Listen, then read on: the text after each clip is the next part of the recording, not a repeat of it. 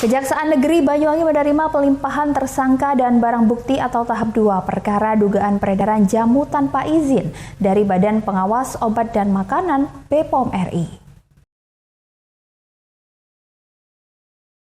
Menurut Kasih Intelijen Kejaksaan Negeri Banyuwangi, Mardiono, sebenarnya perkara ini terjadi dalam kurun waktu tahun 2020 hingga tahun 2021 dan proses tahap 2 perkara ini dilakukan Senin 27 Maret 2023 lalu.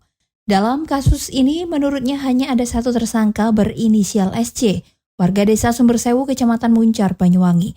Dalam kasus ini, tersangka dijerat dengan pasal 197, Jungto pasal 106 ayat 1, Undang-Undang Nomor 36 Tahun 2009 tentang Kesehatan. Dugaan pelanggaran yang dilakukan tersangka SC, menurutnya diduga memproduksi dan mengedarkan jamu tanpa izin selama periode bulan Maret tahun 2020 hingga Juli 2021. Yang bersangkutan menurutnya memproduksi jamu tanpa izin di 3 tempat, yaitu 2 di Kecamatan Srono dan 1 di Kecamatan Muncar. Mardiono menambahkan merek jamu yang diproduksi adalah merek tawon kelanceng. Merek ini kemudian diproduksi dalam berbagai varian, misalnya tawon kelanceng, pegelinu, dan lain sebagainya. Barang bukti yang turut dilimpahkan ke Kejari Banyuwangi diantaranya 1 unit truk, ada jamu yang sudah di-packing, ada yang sudah dikemas dalam botol, ada yang masih dalam drum, dan ada yang masih bentuk serbuk dan bahan-bahan jamu termasuk mesin packing dan mesin produksinya. Tersangka SC saat itu langsung dilakukan penahanan di Lapas Banyuwangi selama 20 hari, terhitung sejak dilakukan penahanan. Namun menurutnya di tingkat penyidik tersangka tidak dilakukan penahanan. Setelah ini perkara segera dilampahkan ke Pengadilan Negeri Banyuwangi untuk dilakukan persidangan. Dia menyebut jaksa penuntut umum memiliki waktu penahanan 20 hari. Jadi sebelum 20 hari itu perkara ini sudah dilimpahkan ke Pengadilan Negeri Banyuwangi. Dia itu dakwaannya itu memproduksi dan mengedarkan jamu tanpa izin. Dari selama periode 2020-2021 itu dia memproduksi jamu tanpa izin di 3 tempat.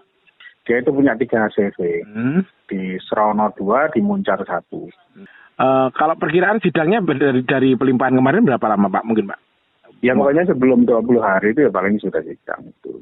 Karena kan kita cuma punya waktu menahanan 20 hari, jadi ya sebelum 20 hari itu kita sudah limpahkan.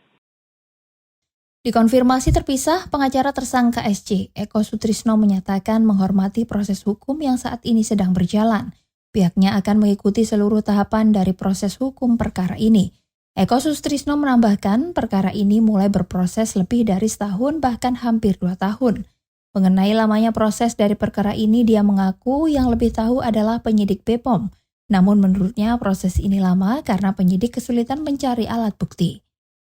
Karena dari pihak kejaksaan sudah menganggap bahwa perkara itu P21 sudah lengkap, ya sudah tugas dari pihak penyidik kan menyerahkan barang bukti berikut tersangka ke kejaksaan. Jadi ya kita hormatilah proses hukum ini. Jadi kita pun akan mengupayakan yang terbaik buat klien kami. Ya mungkin memang ini sudah setahun lebih ya, hampir 2 tahun sepertinya perkara ini bergulir. Ya bisa jadi satu mungkin penyidik masih berupaya mengumpulkan alat-alat bukti waktu yang lalu itu, sehingga karena alat buktinya masih belum cukup sehingga perkara ini belum bisa naik. Bisa jadi juga karena dari pihak kejaksaan sendiri menganggap bahwa perkaranya itu berita acaranya belum sempurna, pemberkasannya belum sempurna gitu. Handoko Kusumo, JTV Banyuwangi.